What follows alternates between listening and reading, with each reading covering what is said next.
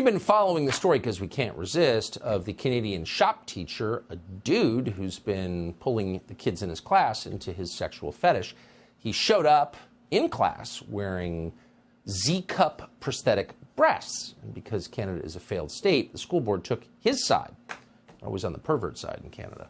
You hear that, everyone? The person who called for the annexation of Canada, which would strip us of our freedom, he just admitted that he just can't help himself.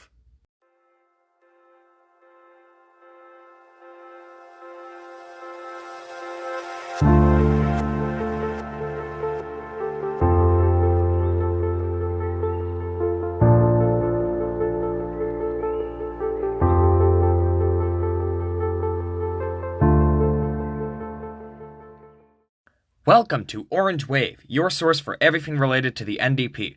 I am your host, Will Adams, and today, I figured it was time we took a look back on something that happened back in late 2022. So, for those unaware, in mid-September 2022, a school in Oakville, Ontario, was under international scorn because a supposedly trans teacher had unrealistically huge bazongas to the point that they were a safety hazard in the shop class the teacher was teaching in. Unsurprisingly, the right-wing establishment media had a field day with this, using it to push the anti-LGBT rights agenda, and someone from Rebel Media even showed up to a PTA meeting, making an ass out of himself, dressing as the teacher. By the way, just in case your audience thinks I've attach myself to some kind of fetish lifestyle or I'm a drag queen storyteller for hire. No, that's not the case. I went there to the Halton District School Board back in October, dressed exactly like Busty Lemieux, the sheer blouse with the nipples protruding, the blonde hair, the bicycle shorts. And here's the thing about the hypocrisy of the Halton District School Board, Tucker. They're all down with the radical transgender agenda, but only when it's in front of the kids. When it's in front of their school board meeting, they actually fled the room. And I have subsequently been banned for life, Tucker, from Halton District School Board headquarters and all their schools, because I guess I was asking impolite questions and they don't like the idea of drag when it comes to them. Only a conservative could sit there and say that them making an ass out of themselves was somehow heroic or noble. However, as it stands right now, the teacher in question is not teaching at the school anymore. This comes from CTV News.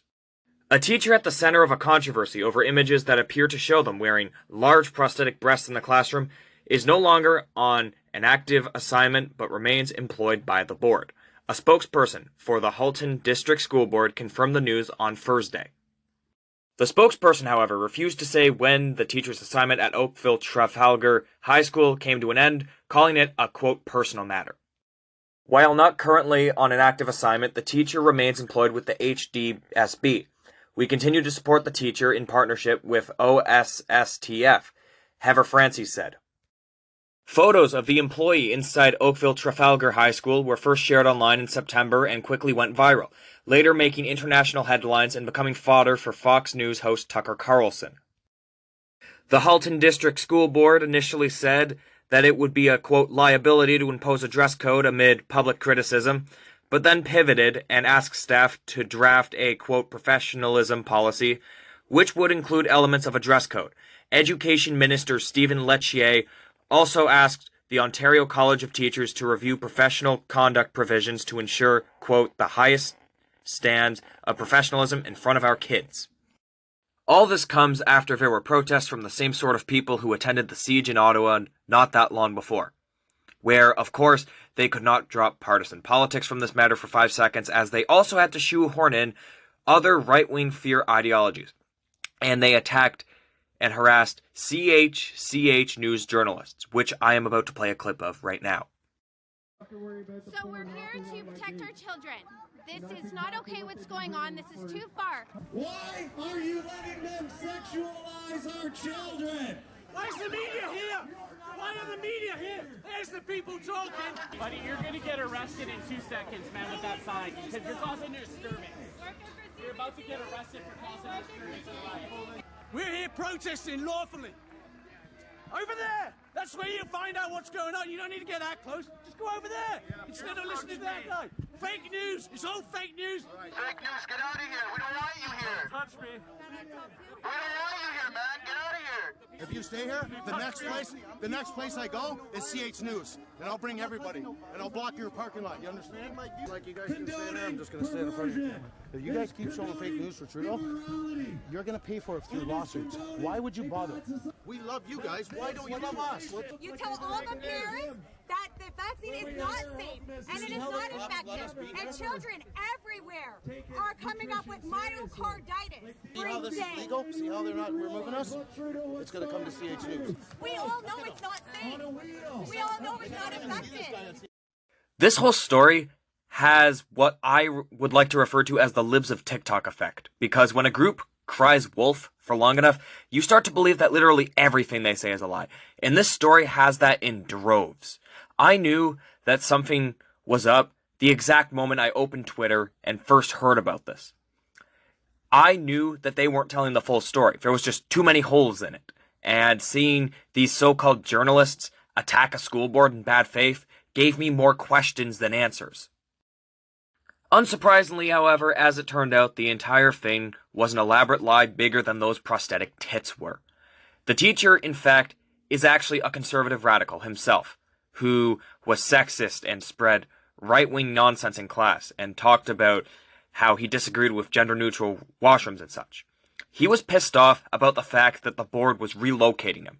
The board didn't like him, and he decided to make a mockery of both cis and transgender women in an effort to get fired by the school, and so that way he could sue the school for money.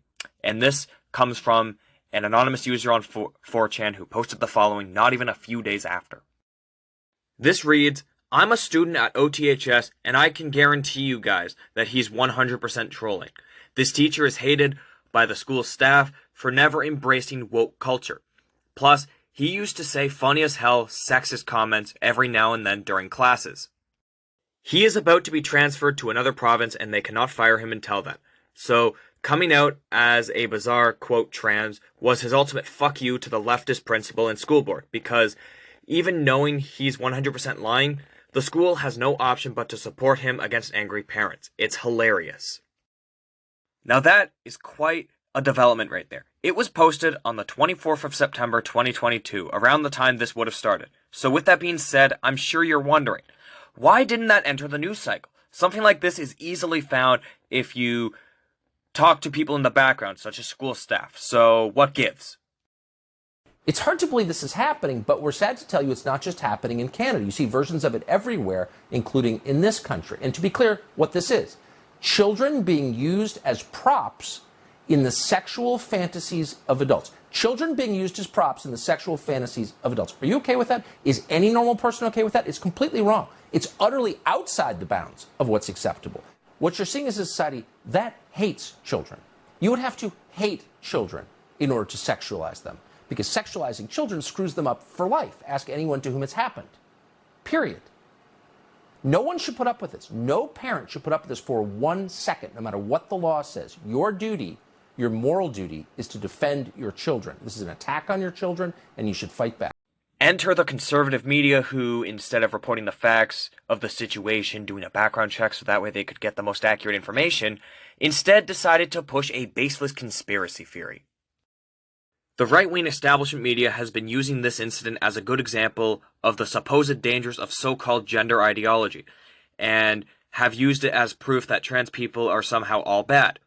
Because, as we have seemed to establish lately, conservatives cannot win debates without relying on fringe or non-existent situations as the punch.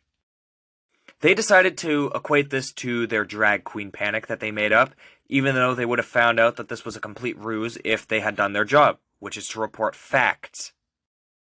However, as we've seen, they put the established and right-wing establishment media because they don't believe in facts. They're bought out by politicians in the Conservative and People's parties or Republican parties, respectively. And they want to push far-right sensationalist ideas onto citizens and viewers. In Fox's case, they want to report on this because Trumpism in America is a failed idea, and they want to try it again here, because I guess they didn't get the memo that doing the same shit again and again and expecting different results is not a good model for success. Or maybe that model doesn't apply when you're trying the exact same shit again in a different country. I don't know. In conclusion, this story is the reason why you should never take Fox News seriously, and why you should always fact check and read beyond the headlines when a news story comes out. The radical right cannot be trusted to remain honest about any topic, it would seem, as they've decided that they want to make up exciting or shocking headlines at the expense of integrity, good reporting, and the actual truth itself.